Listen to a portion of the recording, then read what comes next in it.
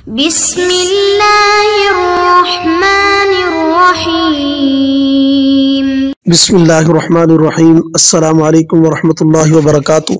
عزیز طلباء، امید ہے آپ خیر و عافیت سے ہوں گے۔ اللہ تبارک و تعالیٰ آپ کو ایمان اور عافیت والی زندگی نصیب فرمائے۔ تو عزیز طلباء، آج ہم سبق نمبر 125 کو پڑھنے جا رہے ہیں، جس کا عنوان ہے امامت اور اس کے احکام و آداب۔ امامت اور اس کے احکام و آداب حصہ اول۔ تو عزیز طلباء، اس سے پہلے کہ ہم سبق کی تفصیل کی طرف آئیں، ہم آتے ہیں مصنف رحمۃ اللہ علیہ کی عبارت کی طرف۔ عبارت کچھ یوں ہے: الجماعت سنت مؤکدۃ والعالم احق بالامامۃ ثم الاقرا ثم الاورع ثم الاسن۔ ترجمہ: جماعت سنت مؤکدہ ہے، سب سے زیادہ حقدار امامت عالم ہے، پھر وہ جو سب سے زیادہ قاری ہو، پھر وہ جو سب سے زیادہ پرہیزگار ہو، پھر وہ جو سب سے بڑی عمر والا ہو۔ تو عزیز طلباء، یہ تھا عبارت اور ترجمہ۔ اب ہم آتے ہیں سبق کی تفصیل کی طرف۔ تو آج کے سبق کے اندر ہم پڑھیں گے امامت کی قسمیں، نمبر 2 جماعت کے لغوی اور اصطلاحی معنی، نمبر 3 جماعت سے کیا مراد ہے، نمبر 4 جماعت کا حکم، نمبر 5 سنت کی قسمیں، نمبر 6 امامت کا استحقاق کس کس کو ہے، نمبر 7 امامت کے لیے اعلم اور اقرا میں سے کون افضل ہے، نمبر 8 اقرا اور اتقا میں سے کون افضل ہے، نمبر 9 عمر میں سب سے زیادہ ہونا، یہ بھی حق امامت میں سے ہے۔ تو اب ہم آتے ہیں اپنی پہلی بات کی طرف، یعنی امامت کی قسمیں۔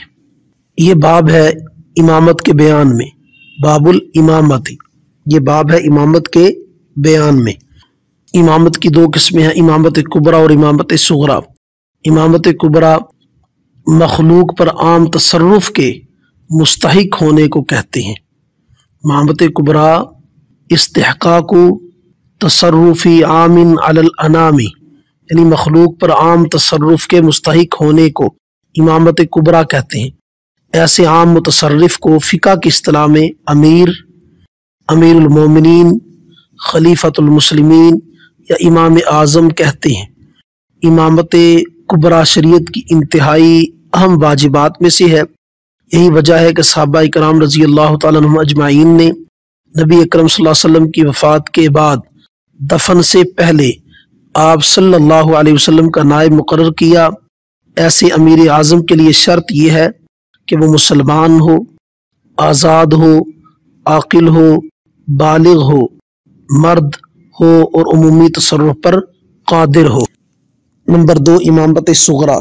امامت صغریٰ ربط صلاۃ المقتدی بصلاۃ الامام، مقتدی کا اپنی نماز کو امام کی نماز کے ساتھ وابستہ کرنے کو امامت صغریٰ کہتے ہیں۔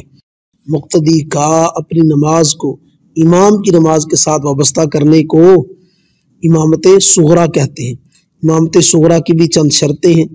نمبر 1 کہ امام بالغ ہو، نمبر 2 مسلمان ہو، نمبر 3 عاقل ہو، نمبر 4 مرد ہو، نمبر 5 بقدر ضرورت قرآن مجید کی صورتیں یاد ہوں، اور نمبر 6 تندرست ہو، کو منافی وضو عذر اس کو لاحق نہ ہو۔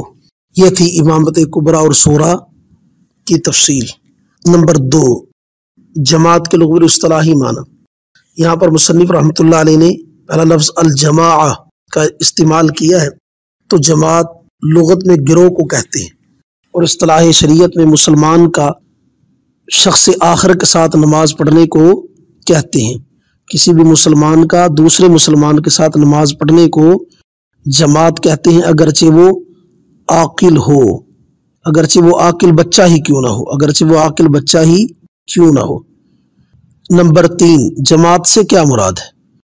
جماعت سے مراد جماعت سے نماز والی جماعت مراد ہے، کہ مراد فرض نماز ہے، جو فرض نماز کی جماعت ہوتی ہے وہ، یا وہ جو بحکم فرض ہو، جیسے تراویح وغیرہ، کہ اس کا پڑھنا سنت مؤکدہ ہے، کیونکہ جناب رسول اللہ صلی اللہ علیہ وسلم کا ارشاد ہے الجماعت من سنن الہدی لا يتخلف عنها الا منافق، کہ جماعت سنن ہدا میں سے ہے، نہیں پیچھے رہتا اس سے مگر منافق آدمی۔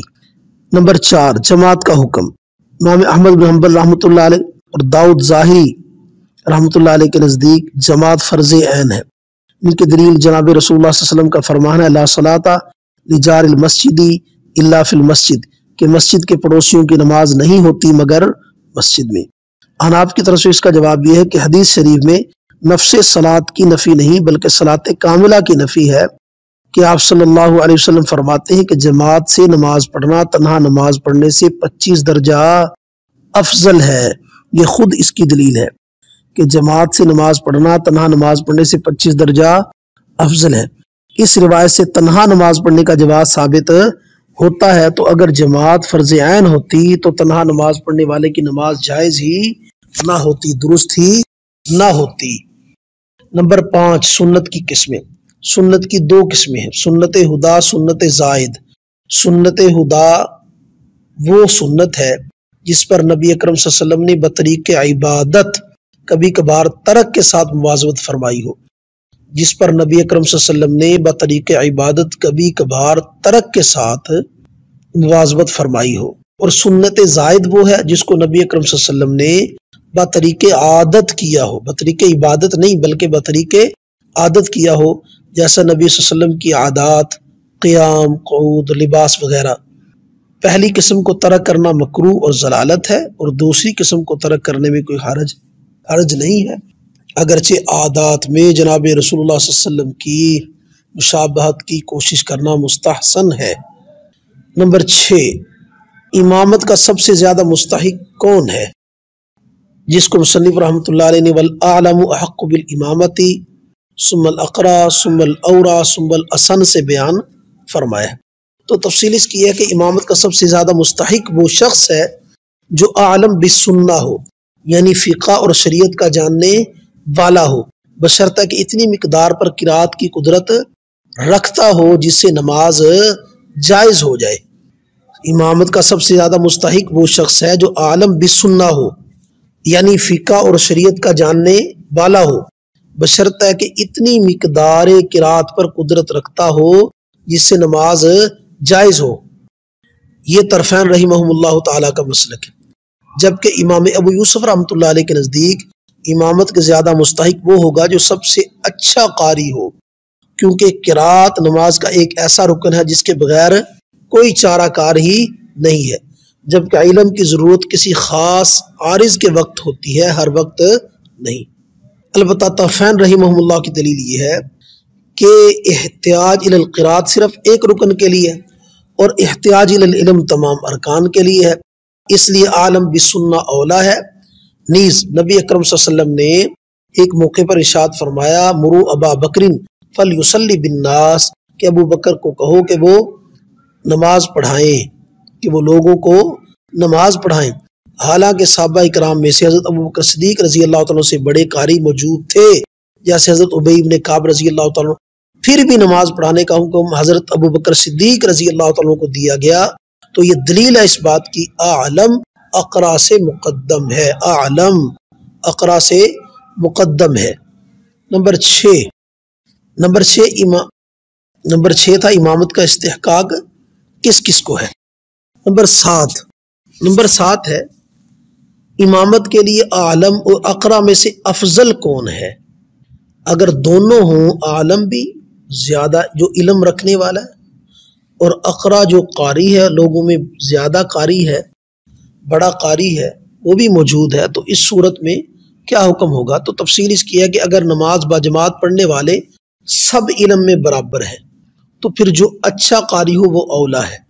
نماز باجماعت پڑھنے والے سب علم میں کیا ہیں؟ برابر ہیں، تو پھر جو اچھا قاری ہے وہ اولا ہے۔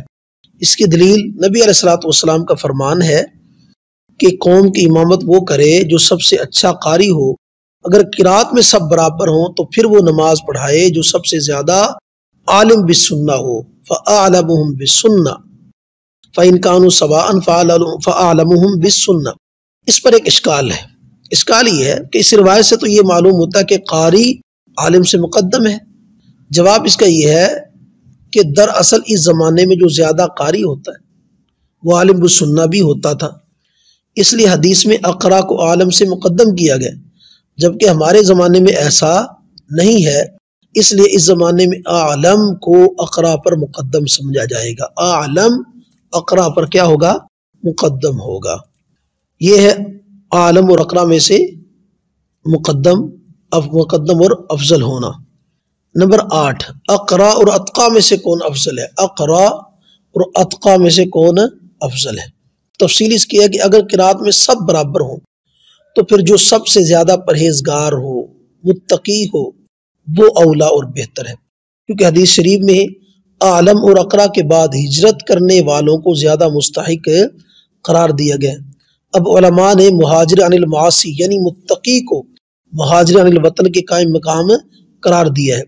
نیز نبی اکرم صلی اللہ علیہ وسلم نے فرمایا کہ اگر تمہیں یہ بات پسند ہو کہ اللہ تعالیٰ تمہاری نماز کو قبول فرمائے تو اپنے میں سے بہتر کو امام بناؤ، اس لیے کہ وہ تمہارے اور تمہارے پروردگار کے مابین تمہارا وکیل اور نمائندہ ہے، تمہارا وکیل اور نمائندہ ہے، اس لیے اپنے میں سے جو بہتر ہو اس کو کیا بناؤ؟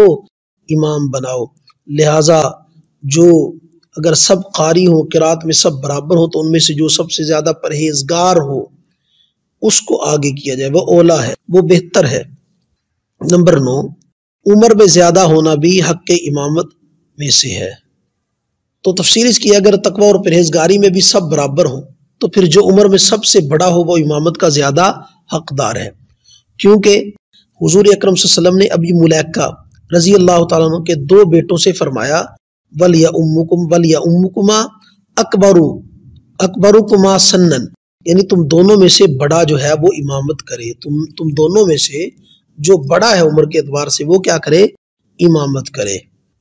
یہ تھی عمر میں زیادہ ہونے کی تفصیل کہ عمر میں زیادہ ہونا یہ بھی حق کے امامت میں سے ہے۔ لیکن اگر کوئی شخص کسی قوم کی امامت کرتا ہو اور قوم اس سے خوش نہ ہو اور حقیقت میں فساد بھی امام ہی کی طرف سے ہو تو امام کے لیے ان کی امامت کرنا مکروہ تحریمی ہے۔ اس کی دلیل نبی علیہ الصلوۃ والسلام کا فرمان ہے لا يقبل اللہ صلاۃ من تقدم قوما بہم لہو کارہون، کہ اللہ تعالیٰ ایسے شخص کی نماز قبول نہیں کرتے جو قوم کی امامت کرے حالانکہ قوم اس کی امامت پر راضی نہ ہو۔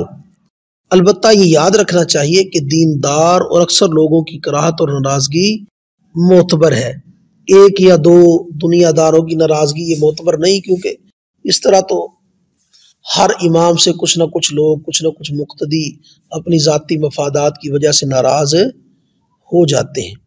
اس لیے کسی شرعی خرابی مطلوب ہے کہ واقعتاً جو امام کے اندر ایسی شرعی خرابی پائی جائے جس کی وجہ سے اس کے مقتدی اس سے ناراض ہوں اور وہ زبردستی ان کی امامت کرتا ہو، تو ایسے امام کا امامت کروانا یہ مکروہ تحریمی ہے۔ تو عزیز طلبہ، یہ تھا ہمارا آج کا سبق۔ اللہ تبارک و تعالیٰ تفقہ فی الدین نصیب فرمائے، دین کو سمجھ کر اس پر عمل کرنے کی اور اس کی اشاعت کرنے کی توفیق نصیب فرمائے۔ بآخر دعوانا الحمدللہ رب العالمین۔